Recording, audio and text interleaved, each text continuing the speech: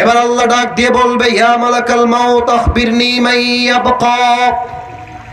হে মালাকুল মউত, আমাকে বলো দুনিয়ায় আর কে কে বাকি আছে।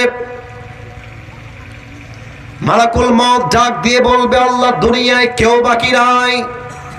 মানুষ মরে গেছে, জিন মরে গেছে, ফেরেশতারাও সবাই মরে শেষ হয়ে গিয়েছে। জাস্ট আমি আছি আর আমার তিনজন বন্ধু আছে। এক হলো জিবরাইল, এক হলো মিকাইল, আর এক হলো ইসরাফিল। এই হলো তিনজন, আর আমি সহ চারজন, আর কেউ বেঁচে নাই।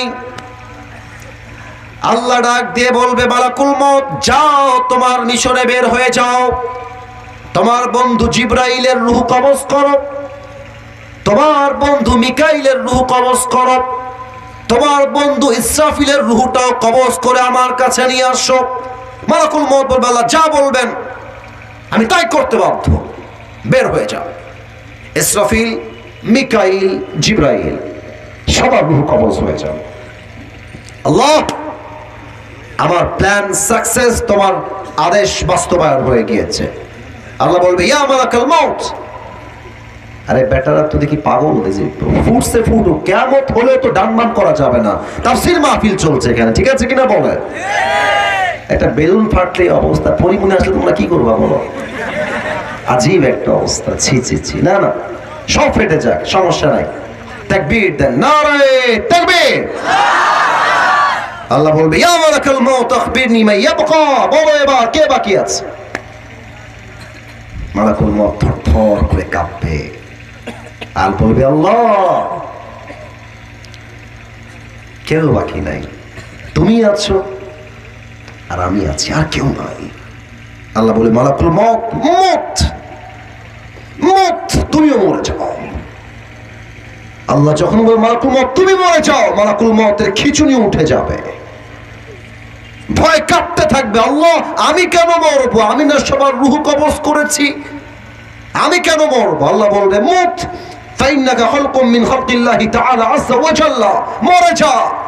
আমার সৃষ্টি জীব যারা সবাইকে কুল্লু নাফসিন যায়িকাতুল মাউত, মৃত্যুর স্বাদ গ্রহণ করতেই হবে, মুত মরে যা। একটা ধমক দিবে আল্লাহ, মালাকুল মউত মরে যাবে। পুরো পৃথিবী ফাঁকা, মানুষ নাই, জিন নাই, ফেরেশতা নাই, কেউ নাই। আল্লাহ বলবে, লিমানিল মুলকুল ইয়াউম।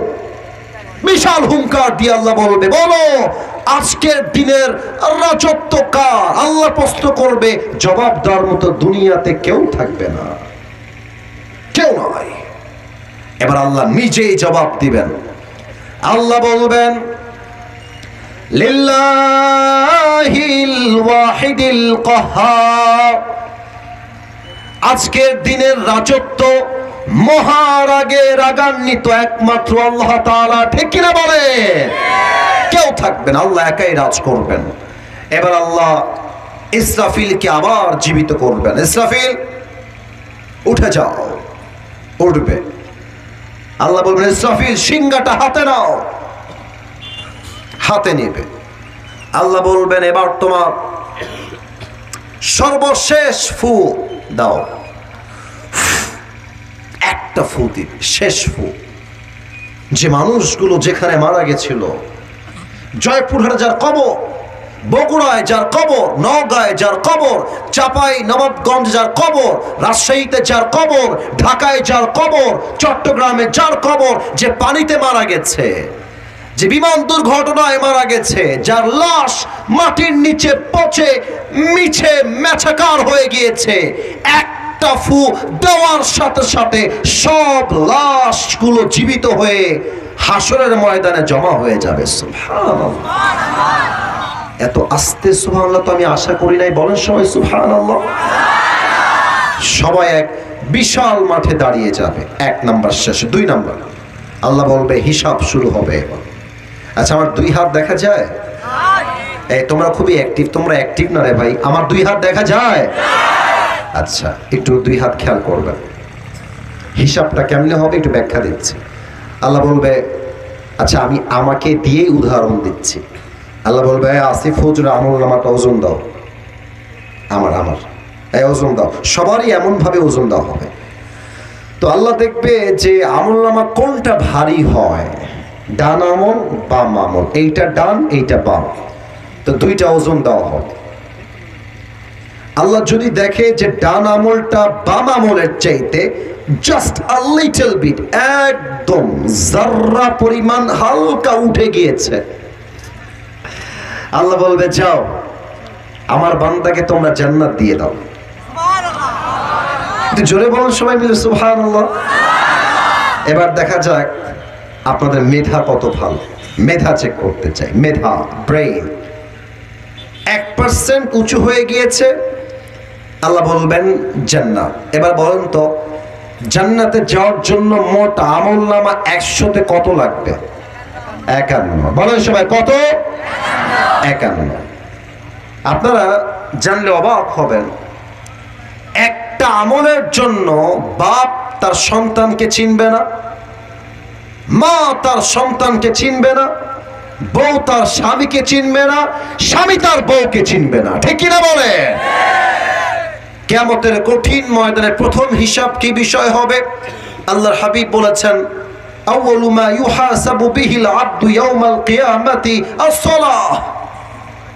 কিয়ামতের দিবসে প্রথম হিসাবটাই হবে নামাজ নিয়ে। আওয়াজ দিয়ে বলেন সবাই, ঠিক কিনা? আপনারা সবাই ডক্টর মিজানুর রহমান আজহারী হুজুরের নাম তো শুনেছেন?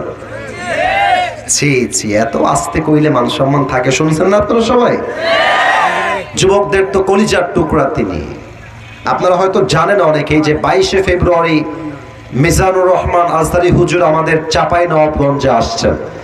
আমি বলেছিলাম আমার একটা মাহফিলে যে আমাদের রাজশাহীর চাঁপাইনবাবগঞ্জের তাফসীর মাহফিলটা পুরো বাংলাদেশের সমস্ত রেকর্ডকে ভেঙে দিবে ইনশাআল্লাহ। এবং আমার বিশ্বাস রাজশাহীর মানুষ এরা ইসলামকে কলিজার থেকে ভালোবাসে, ঠিক কিনা বলে? আমার একজন নানা ছিলেন, আজহারীর নানা, হয়তো তোমরা যুবকরা চিনতে পারো, না চেনা হয়তো বা না। নাম হচ্ছে গোলাম সরওয়ার সাইদি হুজুর। দেখবেন চেহারা খুবই সুন্দর, বয়স 50+ কাছাকাছি। যারা ফেসবুক ইউজ করেন তারা হয়তো বা অনেকবার দেখেছেন। উনি তার ওয়াজে একটা কথা বলতেন প্রায় সময়, এ কথা আপনার কলিজায় গিয়ে সোজা আঘাত করবে।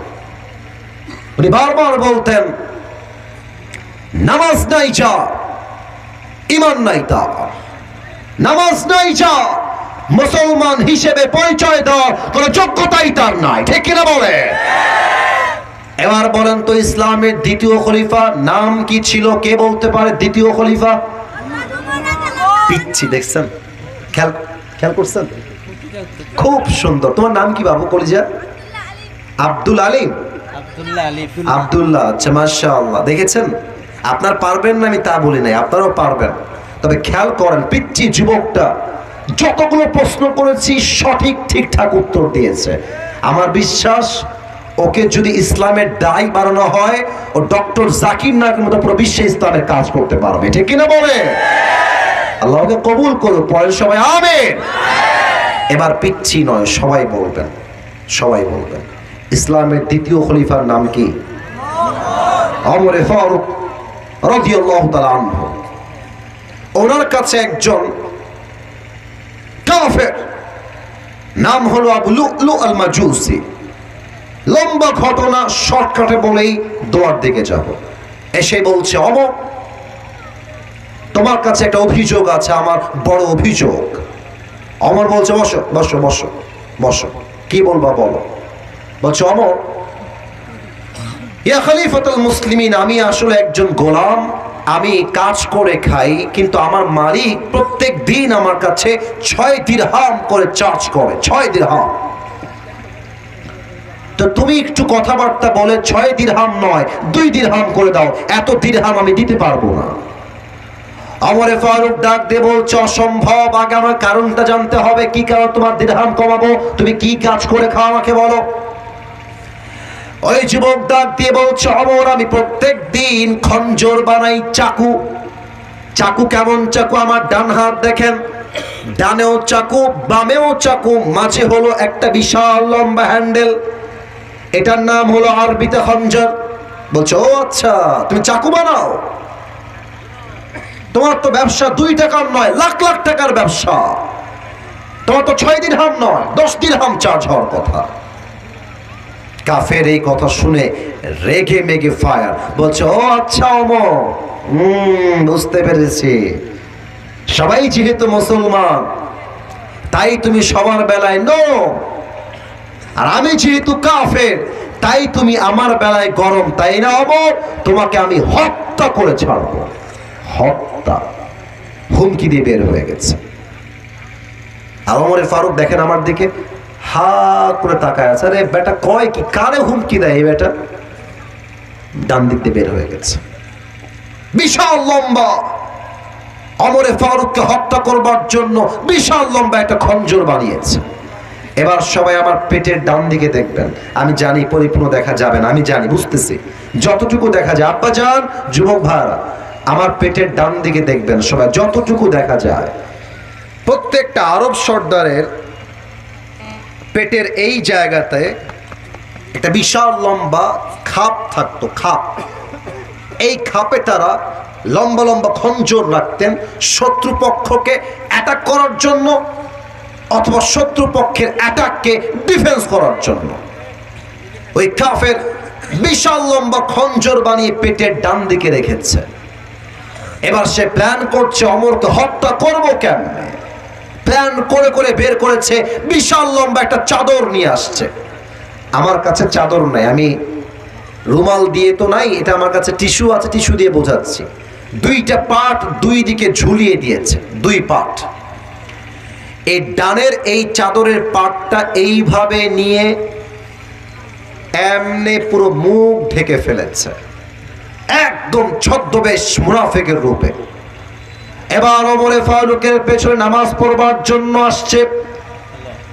ওমরে ফারুক ইমাম হয়ে আসছেন, ডাক দিয়ে বলছেন সফু সুফুফাকুম, কাতার সোজা করে লম্বা হয়ে দাঁড়াও, কাঁধে কাঁধ মিলিয়ে দাঁড়াও। আল্লাহু আকবার, সুবহানাকা আল্লাহুম্মা ওয়া বিহামদিকা ওয়া তাবারাকা ইসমুকা ওয়া তাআলা জাদ্দুকা ওয়া লা ইলাহা গায়রুক, আলহামদুলিল্লাহি রাব্বিল আলামিন, আর রহমানির রহিম। নামাজ শুরু হয়ে গিয়েছে। ওমর ফারুক রাদিয়াল্লাহু তাআলা আনহু সানা পাঠ করেছেন, সূরা ফাতিহা পাঠ করেছেন, এরপরে একটা লম্বা কিরাত মিলিয়েছেন। এবার আল্লাহু আকবার বলে রুকুতে গিয়েছেন। আর পেছন থেকে ওই কাফের এক লাফ দিয়ে ওমরের সামনে চলে আসে, এক লাফ দিয়ে। আর দাঁড়িয়ে আছে চুপচাপ অন্ধকারে, ওমর কিন্তু দেখতে পাচ্ছে না। ওমরে ফারুক রুকুতে গিয়ে পাঠ করছেন সুবহান রাব্বিয়াল আযীম, সুবহান রাব্বিয়াল আযীম। তাসবিহ যখন পাঠ শেষ, এবার ওমরে ফারুক বলছেন সামিআ আল্লাহু লিমান হামিদা, দাঁড়িয়ে গেছে। সঙ্গে সঙ্গে ওই কাফের বিশাল লম্বা খঞ্জর নিয়ে সোজা ওমরের পেটের ডান দিক থেকে বামে একবার, বাম দিক থেকে ডানে একবার, আবার এখান থেকে আর একবার, 3টা আঘাতে ওমরের পেট কেটে নাড়ি ভুঁড়িগুলো সব বের হয়ে গেছে। ওমরে ফারুক চিৎকার দিয়ে বলছেন কতালানি আল কালব, কে আছো বাঁচাও, আমাকে একটা কুকুর হত্যা করেছে, কে আছে দৌড় দাও। ওমরে ফারুক অজ্ঞান হয়ে পড়ে গিয়েছে। আর ওই কাফের ওমরকে আঘাত করে পেছন দিক দিয়ে পালিয়ে যাচ্ছে। কাফেররা এত চালাক হয়, ওদেরকে ধরা এত সহজ নয়। নামাজের মাঝে একজন সাহাবী চিৎকার দিয়ে বলছেন খুযুহু, ধরো। 7 জন সাহাবী নামাজের মাঝে ওকে ধরতে গেছে। আর ওই কাফের তার হাতের ছুরি দিয়ে যাকে সামনে পেয়েছে, কারো নাক বরাবর, কারো গলা বরাবর, কারো পেট বরাবর, কারো বুক বরাবর, যাকে যেমনে পেয়েছে তেমনি ছুরি দিয়ে কোপ দিয়েছে। হাদিসে আসছে 7 জন সাহাবী কোপ খেয়ে ওই জায়গাতে শহীদ হয়ে গেছে।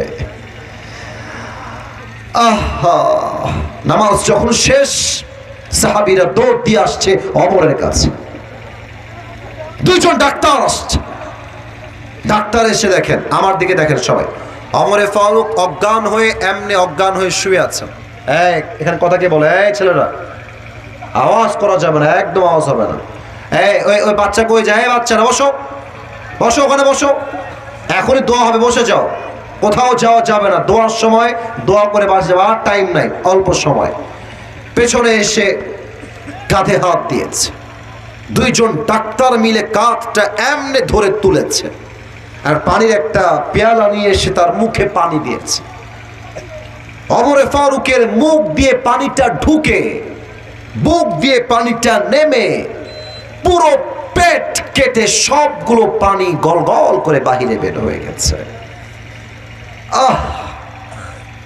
সাহাবা একরাম বলছে, পানি দিয়ে কাজ হবে না, দুধ নিয়ে আসো, দুধ গাও খাবার, সহজে বের হবে না।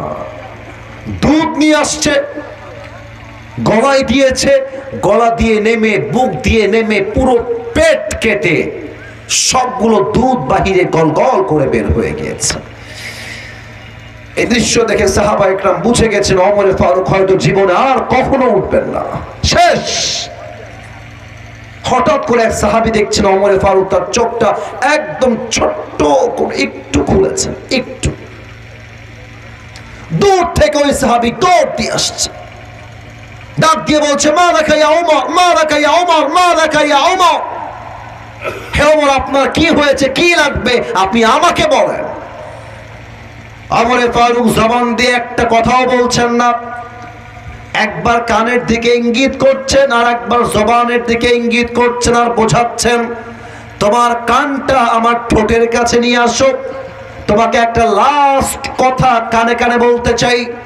ওই সাহাবী দূর থেকে দৌড় দিয়ে এসে কানটা ওমরের মুখের কাছে এমনি দিয়েছে, আর ভাবছে হয়তো আমাকে বলবে, এই সাহাবী, আমার বউকে তোমরা দেখে রেখো, সন্তান দেখে রেখো,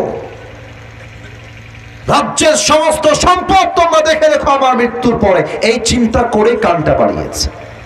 কিন্তু ওমর ফারুক তার জীবনের শেষ মুহূর্তে একটা কথা বলেছেন, এই সাহাবী, সন্তান, বাবা, মা, বউ, রাজ্য, সম্পদ, গাড়ি, বাড়ি, কোনো কিছুর খবরের দরকার নাই, আমাকে জাস্ট একটা খবর দাও, আসাল্লান নাস,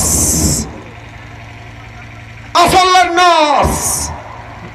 আমি ওমর অজ্ঞান হওয়ার পূর্বে একটা নামাজের ইমাম ছিলাম, আমি ইমাম থাকা অবস্থায় যখন অজ্ঞান হয়ে গেলাম, আমার অজ্ঞান হওয়ার পরে সাহাবা একরাম সেই নামাজটা জামাতে আদায় করেছে কিনা সেই খবরটা আগে আমাকে দান করো। সুবহানাল্লাহ পড়বেন না আপনারা? আল্লাহু আকবার, আল্লাহু আকবার। আরে ভাই, নামাজ কাকে বলে?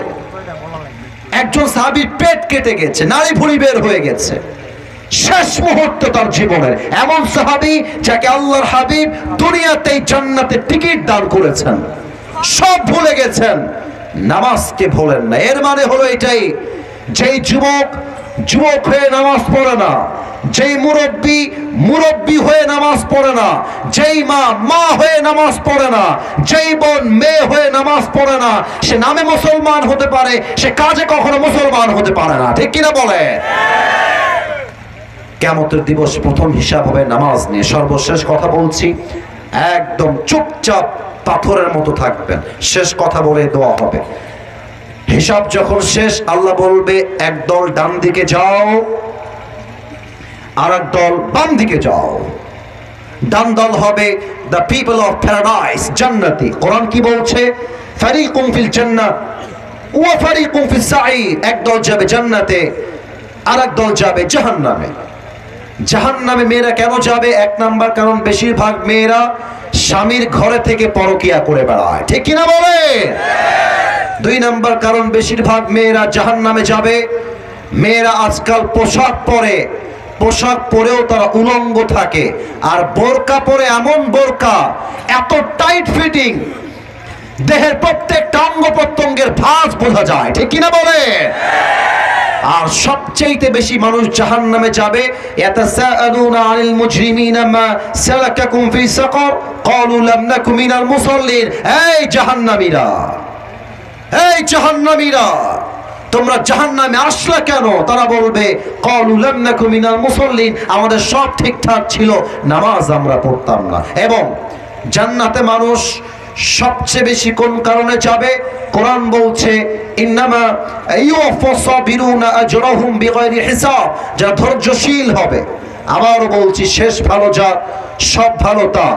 যারা ধৈর্যশীল হবে আল্লাহ তাদের সবাইকে বিনা হিসাবে জান্নাত দান করবে। সুবহানাল্লাহ পড়বেন না আপনারা? সবাই দুই হাত তোলেন, সবাই দুই হাত তোলেন, সবাই দুই হাত। মাশাআল্লাহ। সবার কাছে মাফ চাচ্ছি, 12টার সময় শেষ করার কথা ছিল, এখন প্রায় 12:30টাও বেজে গিয়েছে।